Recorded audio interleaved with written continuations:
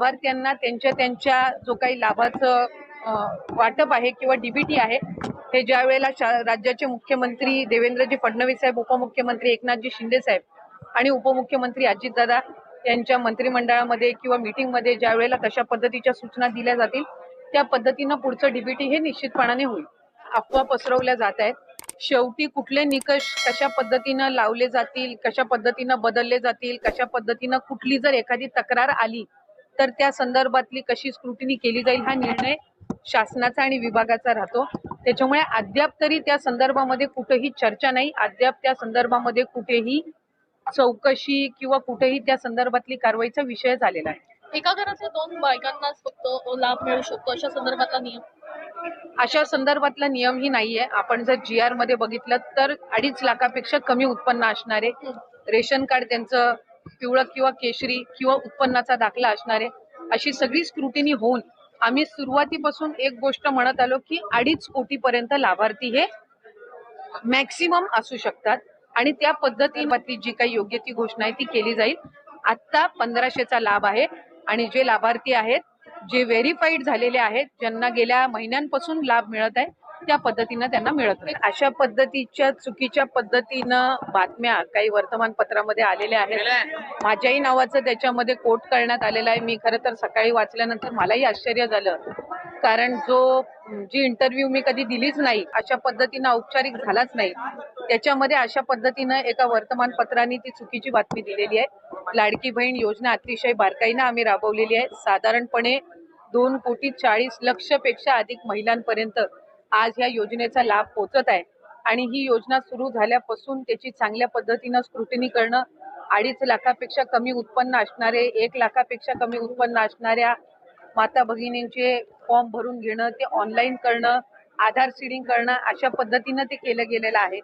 त्याच्यामुळे कुठेही स्क्रुटिनी ही 2.5 कोटी महिलांची किंवा लाभार्थ्यांची होणं हे शक्यही नाहीये आणि ते करणंही नाहीये, कारण आज त्या महिला 5 महिन्यापासून लाभ घेत आहेत. एक आणि दुसरी गोष्ट म्हणजे कोणाची जर तक्रार त्या संदर्भामध्ये पुढं मागं कधीही, म्हणजे आज मी आमदार म्हणून आपल्या सर्वांसोबत संवाद साधत आहे, मंत्री म्हणून मी त्या विभागाचं काम केलेलं आहे, पुढं मागं कधीही त्या संदर्भातली कुठली स्पेसिफिक तक्रार जर आली तर त्या संदर्भातला जो काही तेवढ्या पुरतची स्क्रुटिनी करण्याचा, म्हणजे उदाहरणार्थ एखाद्या XYZ जिल्ह्यातल्या 100 लाभार्थ्यांबद्दल जर तक्रार झाली तर त्या 100 लाभार्थ्यांपुरतची चौकशी करायची किंवा नाही हा सुद्धा, किंवा स्क्रुटिनी करायची किंवा नाही हा सुद्धा निर्णय हा शासन जर तशा पद्धतीचं कधी काही घडलं किंवा आलं तर त्या संदर्भामध्ये घेण्यात येईल.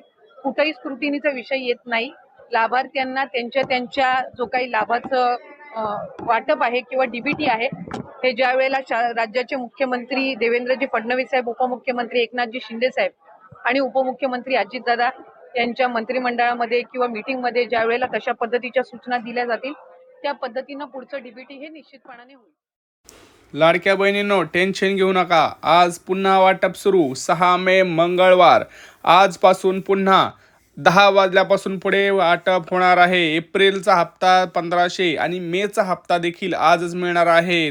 असे मिळून लाडक्या बहिणींना मोठी गिफ्ट सरकार, आणखीन एक मोठं गिफ्ट सरकार देणार आहे. त्यामुळे लाडक्या बहिणींनो टेन्शन घेऊ नका.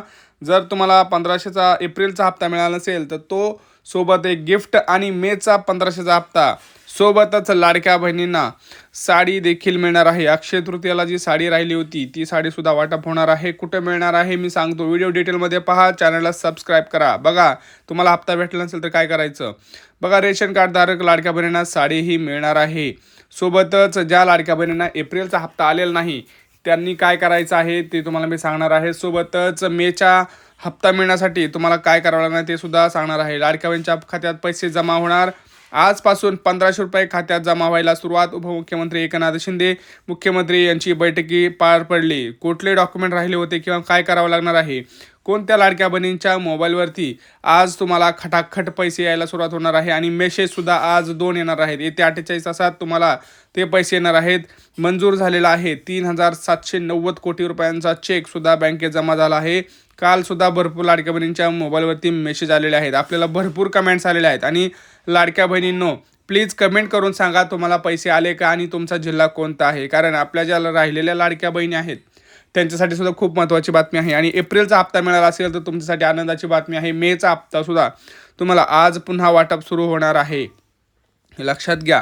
रात्री उशिरापर्यंत झालेल्या बैठकीमध्ये दोन्ही उपमुख्यमंत्री आणि मुख्यमंत्री होते. त्यांनी ते सांगितलेलं आहे की आपल्याकडून उशीर झालेला आहे. एप्रिल महिना पूर्ण निघून गेल्यानंतर पुन्हा आपण ते वाटप सुरू केलं. म्हणजे तुम्हाला माहिती आहे 3 मेला वाटप सुरू झालं शनिवारी, रविवारी 4 तारीख, काल 5 तारखेला थोडंफार वाटप झालं.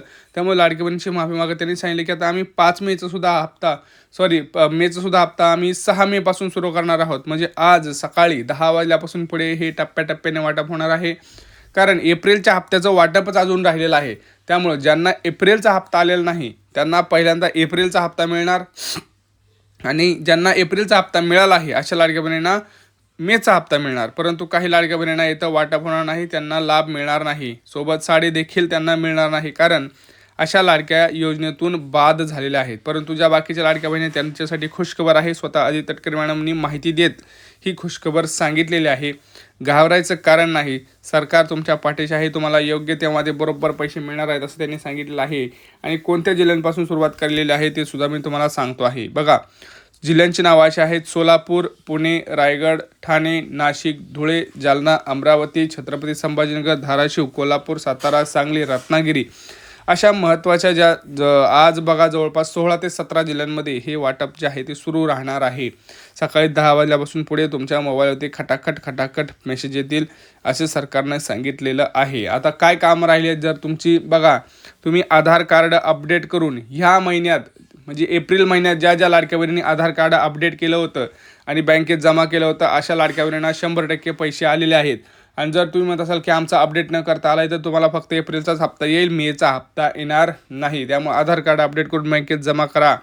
दुसरी गोष्ट, ज्या लाडक्या बहिणींचं रेशन कार्डची KYC झालेली होती अशाच लाडक्या बहिणींना हे पैसे मिळणार आहेत. जर तुम्हाला मागचा हप्ता मिळाला नसेल तर ते करून घ्या आणि मिळाला असेल तरी करून घ्या, नाही तर तुमच्या बँकेत पैसे येणार नाही. आता कोणत्या बँकेत पैसे येणार?